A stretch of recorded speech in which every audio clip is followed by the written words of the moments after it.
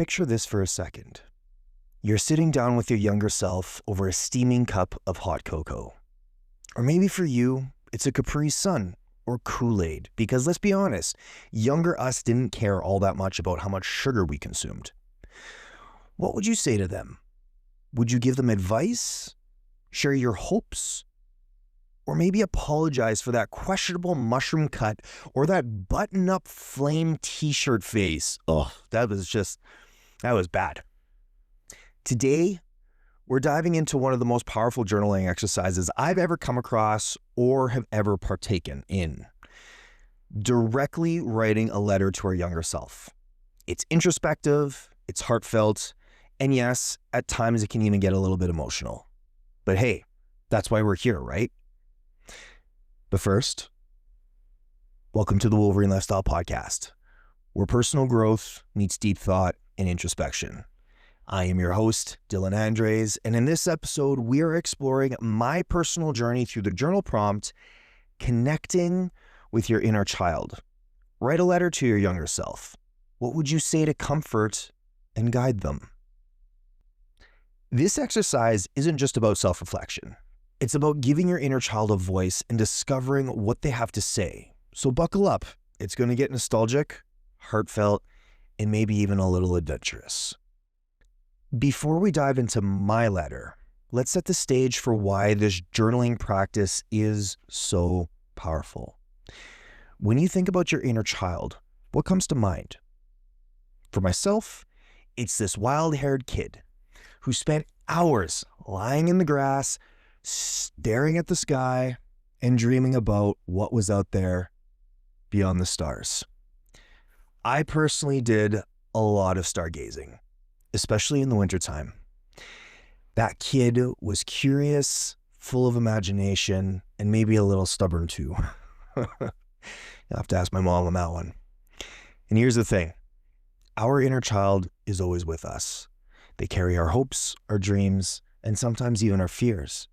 Writing to them isn't just about nostalgia. It's about connecting with that pure, unfiltered part of ourselves.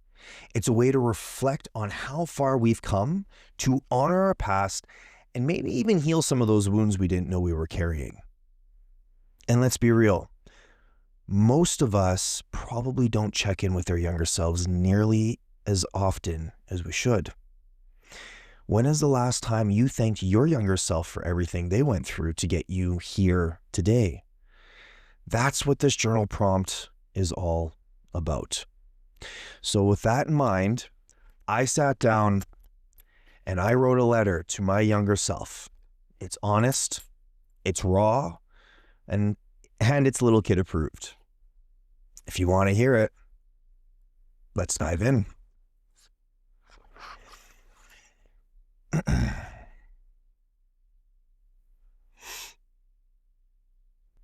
Hey buddy, how you doing today? How have you been feeling this past week after the new daily routine I've created for us? I know it feels a little uncomfortable to step into this space. To be our own boss, our own leader. But this is what we've been working towards, right? Now, we get to sit and trust while we continue to work away at the dream. I'm excited to show you what I have in store for us. Remember that dream of seeing the world? I have figured out a way for us to be able to do that, or at least start that chapter for us. And that reality is closer than ever before. Do you know why I spend so much time on the computer? I know you prefer to be outside in the fresh air, surrounded by trees.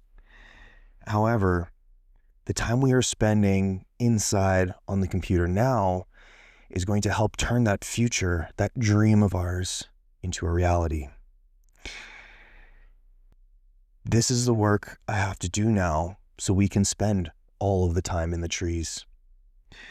We are only a few months away from making this happen. I know that still sounds like a lot of sleeps left, but it's going to make it so much better when we finally are able to hit the open road.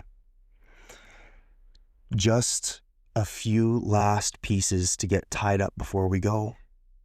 And don't worry, they'll be fun. A lot of the things that we have to do is going to be like playing with big Legos and silly putty. It's like a big art project. We get to build and paint our temporary little dream home on wheels. We will plan our trip on a big map for all the places that we would like to see. Just think of all of the mountains to climb, the oceans to swim, the trees to touch, and the animals to pet. I'm looking forward to taking the time to fulfill this with you.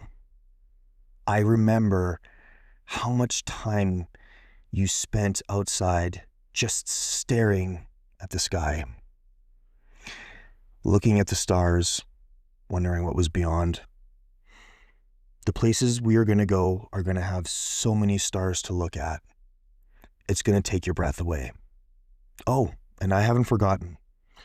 For whatever reason, I remember that as a kid, you wanted to take a shower under a waterfall.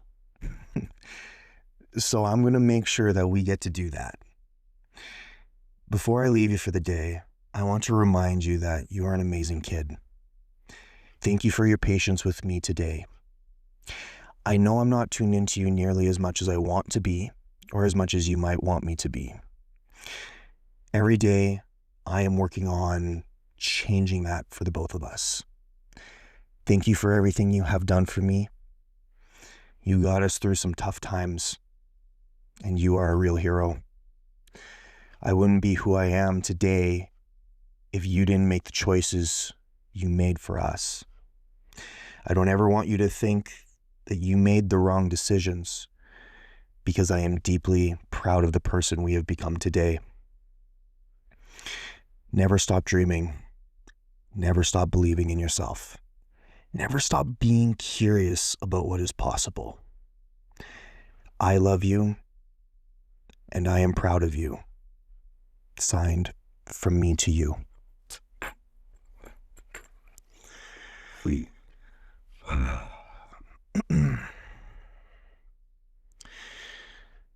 The first part of my letter dives into this new phase of self-reliance. Younger me, he wasn't exactly thrilled about responsibility. I mean, he was a kid. But the thing is, learning to rely on yourself is a process.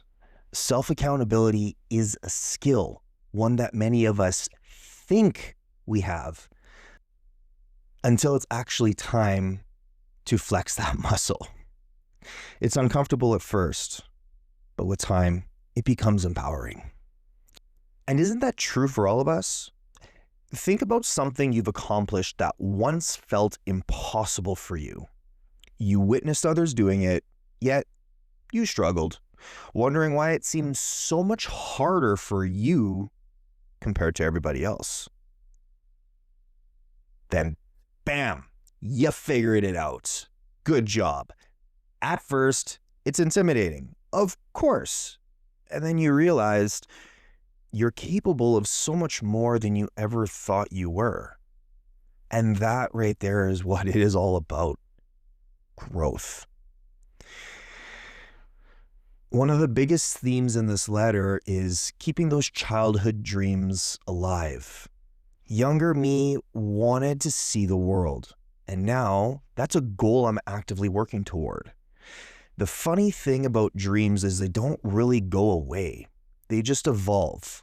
Or the latter, and the unfortunate reality for most, they just get buried and forgotten. For me, that dream looks like traveling the country, working on the road, exploring the mountains, the oceans, and the enchanted forests alike. I used to imagine all of this as a kid. And let's not forget the shower under the waterfall. That one's been on my bucket list for a long time. I don't know what it is about the concept of it. I don't know when that desire popped up for me. I just think it would be so invigorating or recharging or refreshing. I don't actually even know what word I'm looking for, but I know this is going to happen, and you are going to see this. Mark my words. And at the heart of this letter is gratitude. Younger me didn't have all of the answers, but he made choices that shaped who I am today. Writing this letter reminded me to honor that.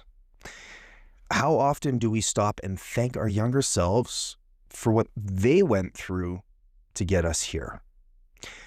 Probably not as often as we should. It's important to acknowledge the past, forgive ourselves for past mistakes, and appreciate the journey that we have been on. So now, it's your turn. If you were to write a letter to your younger self, what would you say? Would you comfort them? Apologize to them? Thank them? What dreams for your childhood have stuck with you? And how have they evolved over time? Are there any that you've been ignoring? And those ones that you're ignoring, would you actively like to revisit them? You got to be honest with yourself on this stuff. Take some time this week to try out this journal prompt. Write that letter.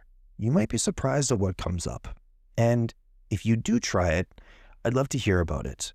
Share your thoughts or even snippets of your letter on social media, or simply snippets of it in the comment section. I'll let you know one thing. If you do decide to write a letter to your younger self and you hit the nail on the head for what needed to be said, you'll feel it. You'll feel it physically in your body. Writing to your younger self isn't just about reflection. It's about self-discovery, healing, and giving yourself permission to dream again. It's a reminder that no matter where we are in life, we're always carrying pieces of that curious, hopeful kid inside ourselves. So whether you're dreaming of showering under a waterfall, having your breath taken away by the night sky and how many stars are in it, or just taking a moment to reconnect with your inner child, remember, they're cheering you on. Don't let them down. As always, thank you for joining me for this episode of the Wolverine Lifestyle Podcast. If it resonated with you, don't forget to subscribe, leave a review, and share it with someone who might need this message. It's the best way to get this message out there. And if you're ready to take a step further into your own self-exploration journey, grab my free ebook, 30 Days to Know Yourself. The link will be in the show notes along with the rest of the links to the rest of my socials and resources. Until next time, remember, your younger self is still in there, wide-eyed and full of wonder, cheering you on. So dream big, chase those dreams, and never stop believing in the magic of what's possible. The best adventures are the ones we haven't written yet.